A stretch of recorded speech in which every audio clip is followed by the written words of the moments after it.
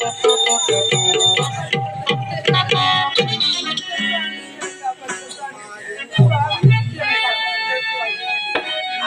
ஊர்வாசி, இன்று ஓடி வந்து என்னுடைய பாதத்தை மடிகின்றார். அன்று ஒரு நேரத்திலே தேவலோகத்துக்கு ஓடி வந்தேனே, என் முன்பதாக நாட்டியத்தை ஆட வேண்டும் என்று உழைத்ததற்கு அப்போது நீ என்ன உழைத்தாய்? இவனோ கலகக்காரன். நாரதன் வந்தாலும் கலகம், போனாலும் கலகம். இந்த கலகக்காரன் முன்பதாக என்னால் நாட்டியம் ஆட முடியாது என்று உரைத்தாயே, இப்போதாவது புரிந்து கொண்டாயா இந்த நாரதனின் அருமையை? நல்ல மாட்டியா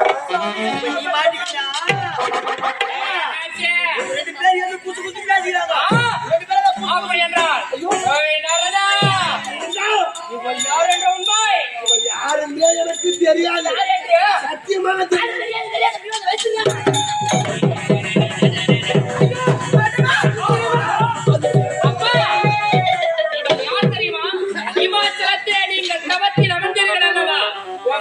சபத்தை கிடைக்க பார்த்தால் இவளை தூக்கி சென்று நம்முடைய மாதாள சிறையில் அடைத்து வைத்திருந்த யார் என்ன கேளு. என் தவத்தை கலைக்க வந்தாயே நீ யார்? சொல்ல முடியாது, சொல்ல முடியாது, யோசித்து சொல். சொல்ல முடியாது, முடியாது.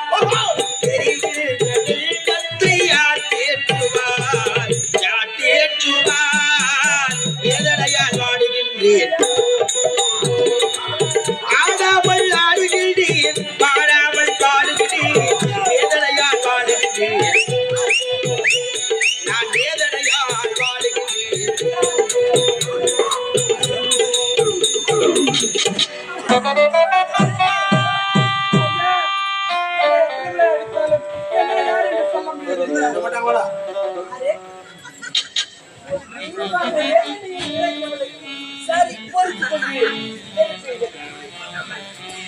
ஆமா அந்த பொண்ணு யாருக்கு தெரியுமா? இதற்காக பார்த்து கொண்டு வந்தாரு. கொஞ்ச நேரம் உட்காந்து கேட்டு இதெல்லாம் பாத்துட்டா அந்த கேட்டு நான் வந்திருப்பேன். அந்த பெண் ஒரு அழகான பருவ மங்கை. அழகான பருவ மங்கை.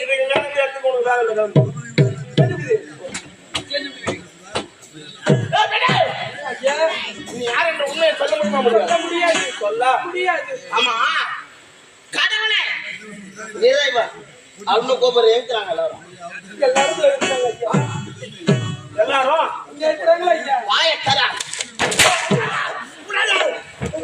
ஏய் யார்டா பட்டேத்ரோ கம்முனோகை இதகாடுங்க இருக்கிறாங்களா ஐயா? எல்லாரும் காடுங்க ஆமா ஐயா. ஹாய் வணங்க நீ யாரு? யாரா நீ? பார்க்கடல் வாசல் பண்டகசையர் பாண்டுரங்கன் அதனால சொல்லுவாங்க உண்மைதான். நீ யாரு? பார்க்கடல் வாசல். சத்தமா பேசணும். பார்க்கடல் வாசல். அங்க ஹோட்டல்ல அந்த காளா ரைஸா அந்த காளா ரைஸ் மடக்கட்டி சொல்ல தெரியலையா?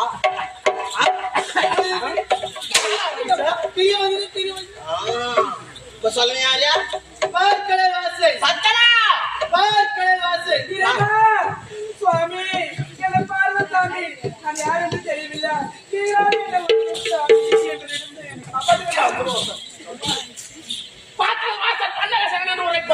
உண்மைதான். நீ யாரு எப்படியா பண்ண தெரியுமா?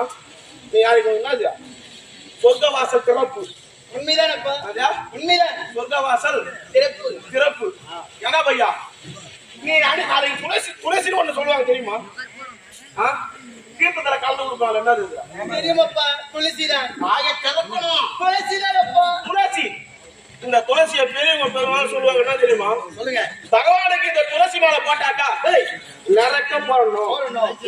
நரக்க போடணும். நரக்க போடணும். அதாவது இந்த கழுத்துல இருந்து இந்த பாதம் வரைக்கும் போடணும். அது யார் தெரியுமா? எதுக்கு தெரியுமா? ஐயா சரி சரி நான் கொண்டு வந்தேன்.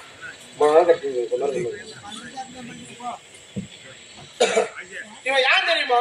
எப்படி தெரியுமா? ஒரு நேரத்திலே அதாவது மூர்த்திகள் இருக்கிறார் அல்லவா? ஈசன் முதற்கொண்டு அதாவது இந்த வைகுந்த வாசல் பிரம்மதேவன் அனைவருமே என்ன செய்தார்கள்? என்ன செய்தார்கள்? ஒரு யாகம் நடத்தினார்கள். அந்த யாகத்திலே ஒரு வாராகப்பட்டது பிறந்தது. அப்படி வாராகப்பட்டது பிறக்கும் பொழுது இந்த வாழை யாருக்கு தருவது அப்படி என்று ஒரு யோசனை இருந்தது. அப்படி சொல்லும் பொழுது தேவனுக்கெல்லாம் தலைவன் தேவேந்திர அவன் கையில கொடுத்தாக்கா இந்த தேவலோகமே இந்த தேவர்களுக்கு எந்த ஒரு ஆபத்து வராது அப்படி சொல்லி யாருக்கையில கொடுக்குறாங்க? தேவேந்திர கொடுக்குறாங்க. உடனே இவன் அந்த வாழை வாங்கி கொண்டு அந்த வாழை வாங்கிட்டு போகும்போது நேராக சென்று இந்திரானுடன் புணர்ச்சி செய்கின்றான். அப்படி செய்யும் பொழுது ஒரு ஆணும் பெண்ணும் ஒன்றால் இணையும் பொழுது ஆணும் பெண்ணும் சந்தோஷமா இருந்தாதான் அந்த புணர்ச்சி நன்றாக இருக்கும். அதனால இந்த இந்திராணியை புணர்ச்சி செய்யும் பொழுது இவன் நகைத்தானோ நகைக்கும் பொழுது என்னானது இந்த இந்திராணி கேட்கிறாங்களா? ஏங்க உங்களுக்கு சரிவர நான் இணங்கவில்லையா அப்படி என்று உரைக்கும் பொழுது என்னானது தெரியுமா? இந்த வாளை எடுத்துக்கொண்டு என்னை விட சக்தி படுத்ததா இந்த வாள். அந்த வாளுக்கு பேர் தெரியுமா? முதல்ல உருவாண்டு வஜ்ராயுதம். அதுக்கப்புறம் தான் தசீசரனை சொல்லக்கூடிய முனிவர் முதலில் இருந்து செய்யப்பட்ட வஜ்ராயுதம் வேற. அப்படி இருக்கும்பொழுது இந்த வஜ்ராயத்தை எடுத்துக் கொண்டு இந்த ஐராவதம் என சொல்லக்கூடிய யானை மீது ஏறி இந்த கைலாயம் வராண்டா. யாரு? இந்திரா வரா. அப்படி வரும் தருவாயிலே இதை பார்த்த வைகுந்த வாசல் இந்த வாளாகப்பட்டது தேவேந்திர கரத்தில் இருந்தால் இந்த வாளை வைத்துக் கொண்டு எந்த விதமான தீய செயலும் செய்ய நேரிடும் அப்படின்னு சொல்லிட்டு இது முக்கம் எடுத்த பாவனத்திலே உரைக்க அவர் என்ன பண்றாரு? ஒரு கிழ உருவம் தரித்து பூமியில உட்கார்றாரு. அப்படி உட்கார்ந்த உடனே இவன் என்ன பண்றான்? அந்த வழியாக வந்த தேவேந்திரன் நான் செல்லும் பாதையில் குறுக்கிடுகின்றாயே வழிவிடு என்று உரைக்க என்னால முடியாது அப்படி சொல்லும் பொழுது இவன் என்ன பண்றான்? கரத்துல இருந்த வாளை எடுத்து 12 சிரத்தில் ஒரு அடி அடித்த உடனே 2012 நேத்திரம் அப்படின்னா விழிகள். இந்த 2012 நேத்திரமும் அது 2 வேர்வை துளிகளாக பட்டது. அப்படியே அனல் வீச கீழே விழுகின்றது. இதை பார்த்தா வாயு பகவான் இந்த வேர்வை துளி கீழே பட்டால் இந்த பூமி வாங்கி கொடுக்க சொல்லிட்டு இங்க குளிர்ந்த இடத்தில் சேர்க்க வேண்டும் அப்படின்னு சொல்லிட்டு இந்த வேர்வை துளி எங்கே எடுத்து சென்று சேர்க்கின்றான். எங்கே ஆகிய சொல்லக்கூடிய சமுத்திரத்திலே சேர்த்தான். அப்படி சேர்க்கும் பொழுது இந்த கங்கையாகப்பட்டவர் மடியிலே தாங்க இந்த வேர்வெட்டு ஒரு குழந்தையாக உருமாறி அது உருமாறி உடனே ஒரு தாயாகப்பட்டவர் மடியிலே எப்படி தாளாட்டுகின்றாலோ எப்படி அதே போல தாளாட்டி இந்த கரையை தந்து செலுத்தி அந்த குழந்தை இந்த தாய் அப்படி இருக்கும்பொழுது இந்த பகவான் என்ன பண்றாரு, இது என் குலத்தில் பிறந்தது, இது எனக்கு தான் சொந்தம் அப்படின்னு சொல்லிட்டு அந்த குழந்தை என்ன பண்றாரு, வாரி அணைக்கலான்னு போறாரு. அப்படி போகும்பொழுது இந்த குழந்தையாகப்பட்டது படேர் என்று ஒரே உதவி 7 கடலுக்கு அப்பால் போய் சென்று விழுந்தது போல் ஒரு எண்ணம் வந்தது. இந்த குழந்தைக்கு தேவர்கள் கரத்தால் தான் மனம் என்று உரைத்து விட்டு அந்த குழந்தை எங்கே கஷ்டம் வந்துட்டாங்க. இந்த வைகுந்தவாசன் அந்த வழியாக ஒரு மன்னராகப்பட்டவர் தனக்கு குழந்தை பாக்கியமே இல்லை என்று மனச்சோர்வோடு வந்தவுடனே இந்த குழந்தையை பார்த்த உடனே இதை எடுத்து நாம் வளர்க்கலாமே அப்படி என்று இந்த குழந்தையை வாரி அணைத்து ஜலத்திலிருந்து பிறந்த கரம்தான் இந்த குழந்தைக்கு ஜலேந்திரன் அவங்க பேர் வைக்கிறாரா. பேர் வச்ச உடனே சில காலம் கழிந்தது, திருமண வயது வந்தது அந்த குழந்தைக்கு. அப்படி வந்த உடனே இவன் திருமணம் ஆகி ஒரு பெண்ணை புணர்ச்சி செய்தான். இவன் அதிக பலம் அடைத்து விடும் அப்படி என்று இந்த வைகுந்தவாசன் என்ன பண்றான், அந்த ஜலேந்திரனுடைய எண்ணத்தை மாற்றுகின்றான். அப்படி மாற்றியுடனே போர்வனம் கொண்டு உலகையும் மாற்றி படைக்கின்றான். அதே சமயத்தில் காலதேவியுடைய மகள் பிருந்தாவதி காலதேவியுடைய மகள் பிருந்தாவதி இந்த பிருந்தாவதி இந்த பகவானே மணக்கணும் அப்படின்னு சொல்லிட்டு தவங்குறாங்க. உடனே நம்முடைய மகளோ திருமண வயது எட்டி விட்டார். எப்படியாவது இவனுக்கு திருமணம் பண்ணிடணும் அப்படின்னு சொல்லிட்டு எவன் ஒருவன் வெற்றி கொள்கின்றானோ சண்டையிட்டு வெற்றி கொள்கின்றானோ அவனுக்கு என் பொண்ணு அவனு பேர் பலகை வைக்கின்றான். பேர் பலகை வைத்த உடனே வந்தான் ஜலேந்திரன். உள்ள போனான், அடி என்று அடித்தான். காலதேவியை வெற்றி கண்டான். பிருந்தாவதியை மனப்பிடித்தான். அந்த நேரத்தில் இந்த பிருந்தாவதி என்ன பண்றாங்க, சக்தி பூஜை இருக்கிறாங்க. ஆமாடா, அப்படி சக்தி பூஜையில் இருக்கும் பொழுது நானும் சக்தி பூஜையில் இருக்கின்றேன், நீங்களும் திக்விஜயம் புறப்படுகின்றீர்கள். நீங்க திக்விஜயத்தை முடிச்சுட்டு வந்துருங்க, நான் அதுக்குள்ளேயே சக்தி பூஜை முடிச்சிடுறேன் அப்படின்னு சொல்லும் பொழுது இவன் திக்விஜயம் வராமல் மீண்டும் நீசனாகப்பட்ட ஒரு கிழவரும் தரித்து இந்த பூமியில உட்கார்ந்து இந்த கட்ட வரல இந்த கட்ட விரலா பூமியை வட்ட வடிவில் கீழிய உடனே ஜலேந்திரா ஆனவன் கொண்டு செல்கின்றார்கள். இதை வார்த்தாயா, இந்த பூமி துண்டை சிறு வட்டமாக கீறி இருக்கின்ற இந்த பூமி துண்டை எடுத்து உன் சிரத்தின் மீது வைபார்க்கலாம் அப்படின்னு சொல்லும் பொழுது இந்த பூமி துண்டை பேர்த்தெடுத்து இந்த சிரத்திற்கு அருகாமையில் எடுத்து செல்லும் பொழுது இந்த பூமி துண்டாகப்பட்டது ஒரு சக்கரமாக உருவம் தரித்து ஜலேந்திரனுடைய சிரத்தை போய்தது. ஆமாண்டா போய்தது. இதை பார்த்தா பகவான் இந்த பிருந்தாவதி சாபத்தை நீக்கக்கூடியவர் கற்பகரசி. அதனால இந்த ஜலேந்திரனுடைய தோலை கிழித்து போற்றிக்கொண்டு பிருந்தாவதி எப்படியாவது கற்பை சூறையாடி விடலாம் அப்படின்னு போறான். இந்த சக்கரம் எப்படியாப்பட்டது, நேர்மை நாயம் தகுந்தது. அந்த சக்கரம் என்ன பண்ணுது, இந்த ஜலேந்திரனுடைய சிரத்தை எடுத்து சென்று பிருந்தாவதி மடியில போட்டு தரவையா அப்படி போட்ட உடனே என் கணவன் சிரமாகப்பட்டது இங்கே இருக்கின்றது, என் கணவன் ரூபத்தில் வந்திருப்பது யார் அப்படின்னு கேட்கும் பொழுது சுய ரூபத்தில் இருக்கிறோம். எடுத்த உடனே எப்பொழுது ஒரு மாற்றான் மனைவி என்று வாராமல் என்னை சேர்வதற்காக வந்தாயோ, ஒரு பெண் பித்துவரின் போல் வந்தாயோ, நீ முதல் கொண்டு ஒரு பெண் பித்துவரினாக போகிற ஒரு சாபத்தை விடுகிறாங்க. யார இந்த பிருந்தாவதி இவனுக்கு கொடுக்குறாங்க சாபம் பகவானுக்கு. ஆமா, கொடுத்த உடனே தன்னுடைய கற்பின் தன்மையால் ஒரு அக்னியில் இறங்கி தன் உயிரை மாற்றிக் கொண்டார். உடனே இதை பார்த்தாங்க தேவர். என்ன பண்றான், கண்டே பிருந்தா அப்படி என்று ஒரு பைத்தியக்கார அமர்த்திக்கிறான். என்னாச்சு தெரியுமா, இத பார்த்த தேவர்கள் இந்த அம்மா என்ன பண்ணாங்க, இந்த சாம்பலா நாங்க இந்த சாம்பலை எடுத்து இந்த அங்கம் முழுவதும் பூசுறாங்க. இவனுக்கு பூசுறாங்க. ஆமா, அப்பயும் இவனுக்கு பைத்தியம் போல இந்த அம்மா தற்பின் தன்மையால் என்ன பண்றாங்க, ஒரு புனிதமான துளசியாக துளிர் விட்டு வருகின்றார்கள். அந்த துளசியை பறித்து ஆழமாக தொடுத்து இந்த கழுத்துல இருந்து இந்த பாதம் தூடு வரையிலும் இந்த பகவானுக்கு சாத்துறாங்க. இப்படிதான் துளசி இவன் மார்பலா அணிந்தாங்க. ஆமா இன்னைக்கு புரிதா பகவானுக்கு நேரக்க மாற போறேன்னு புரிஞ்சுங்க. அதான போச்சா இந்த சக்கரங்கள் மேலும் கீழும் சென்று பட்சிகளை சொல்லக்கூடிய பறவை இனத்தை அழித்தது. இத பார்த்தாங்க. ஈசன் என்ன பண்றாரு? இந்த சக்கரத்தை எப்படியாவது பகவான் கையில சேர்த்துடணும் அப்படின்னு சொல்லிட்டு பஞ்ச நதி சங்கமிக்கும் இடம், 5 நதி சங்கமிக்கும் இடம் அந்த இடத்துல இந்த பகவான் என்ன பண்றாங்க? ஈஸ்வர பகவானும் அந்த பஞ்ச நதி சங்கமிக்கும் இடத்துல இறங்கி நீராடுகின்றார்கள். அன்னைக்குதான் பஞ்ச நதி சங்கமிக்கும் இடத்தில் இறங்கி குளித்த அன்னைக்குதான் ஏகாதசி போறோம். ஏகாதசி போறோம். அது மட்டும் கிடையாது. இந்த சக்கரம் ஒரு விரல் மேல் நோக்கி அழுகு தேய்ச்சி குளிச்சாரு. இந்த சக்கரமாகப்பட்டது இந்த விரல்ல வந்து இப்படிதான் பகவானுக்கு இந்த சக்கரமும் இந்த ஏகாதசி என்ற ஒரு நாளும் அது மட்டும் கிடையாது. இந்த துளசியும் இந்த இடத்துல தான் வந்துச்சு. அப்படியாப்பட்ட அயோக்கிய பழமை கண்டோம்.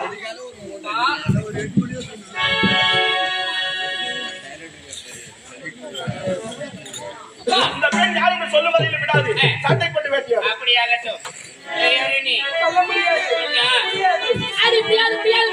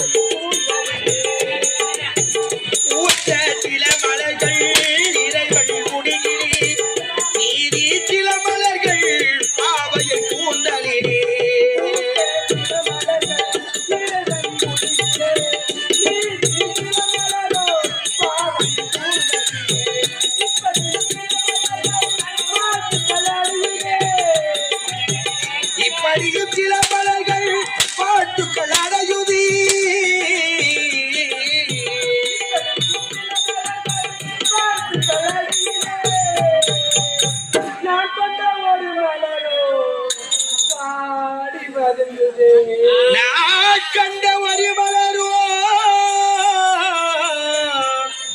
வாடி வதங்குதி ஆலயத்தில் இருக்கும் இறைவன்.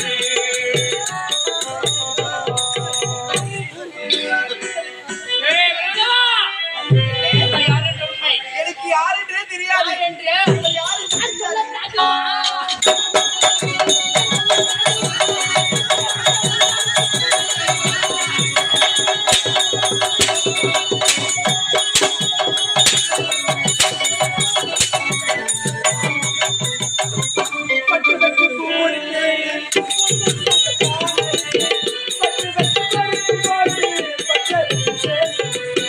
பொட்டி வச்சு பூ முடித்தி புதுமத்தை தாடரச்சு பட்டி வச்சு பரிச போட்டி பச்சரிச்சு சேஷ விட்டு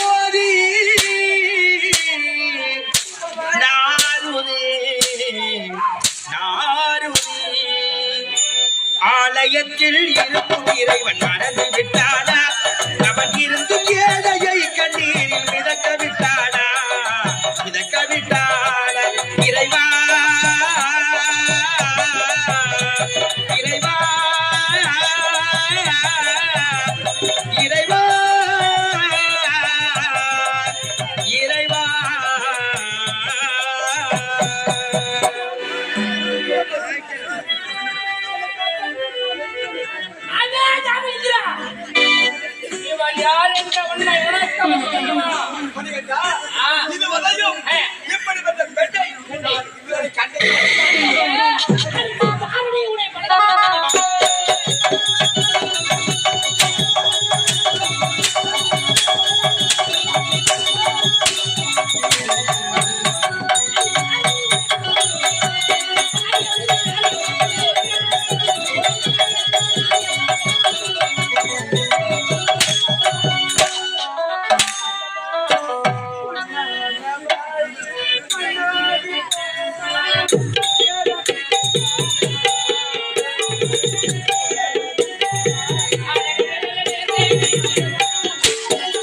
பொன்னான வாழ்வில் கண்ணாகி போனால் உயரம் நிலையாடா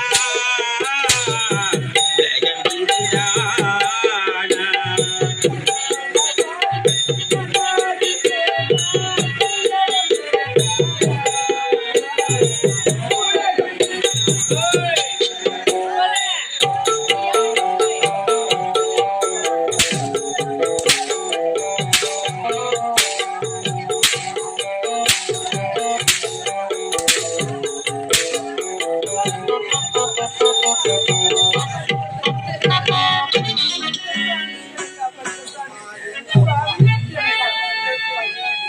ஐயா ஊர்வாசி, இன்று ஓடி வந்து என்னுடைய பாதத்தை படுகின்றார். பரவாயில்லை. அன்று ஒரு நேரத்திலே தேவலோகத்துக்கு ஓடி வந்தேனே, என் முன்பதாக நாட்டியத்தை ஆட வேண்டும் என்று உரைத்ததற்கு அப்போது நீ என்ன உரைத்தாய்? இவனோ கலகக்காரன். நாரதன் வந்தாலும் கலகம், போனாலும் கலகம். இந்த கலகக்காரன் முன்பதாக என்னால் நாட்டியம் ஆட முடியாது என்று உரைத்தாயே, இப்போதாவது புரிந்து கொண்டாயா இந்த நாரதனின் அருமையை? நல்ல மாட்டீங்க. ரெண்டு பேர் எது குத்து குத்து பேசுகிறாங்க. ரெண்டு பேரும் அப்படி என்றால் ஏய் நாரதா, இவன் யார் என்ற உண்மை யார் என்றே எனக்கு தெரியாது. சத்தியமாக தெரியாது.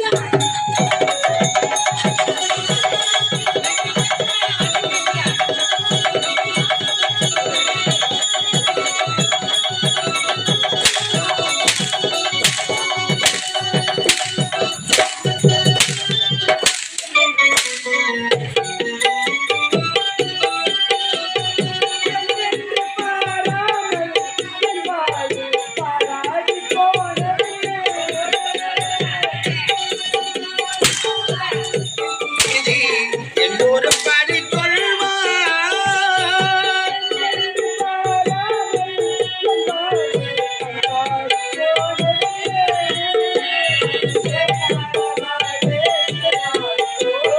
கேடான வாழ்வே திசை மாறி போச்சே.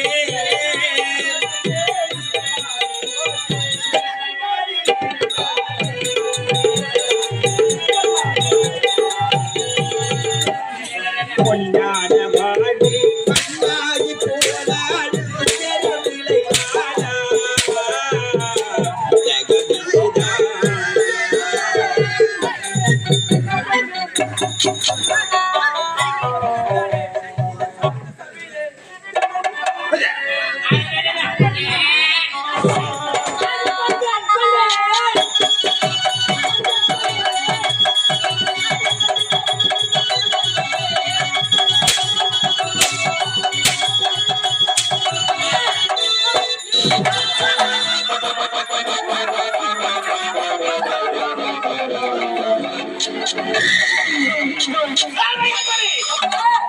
அது ஆளவட்டாரி.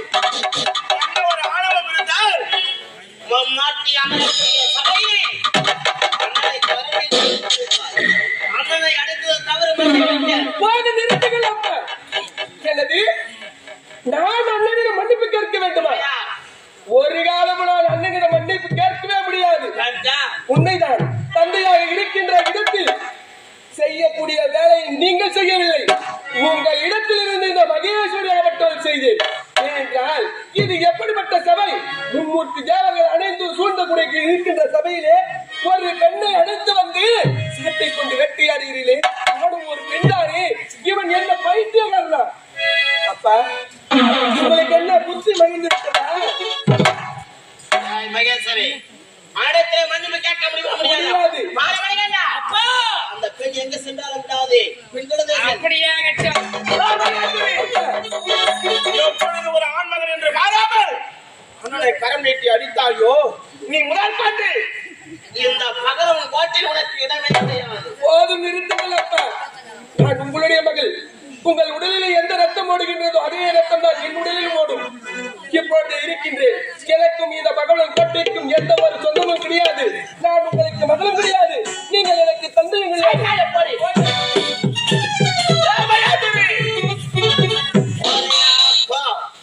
என்றாவது ஒரு நாள் இந்த தந்தையினுடைய தயவு தேவைப்படும். அன்று உன் கதையை வைத்துக் கொள்கிறேன்.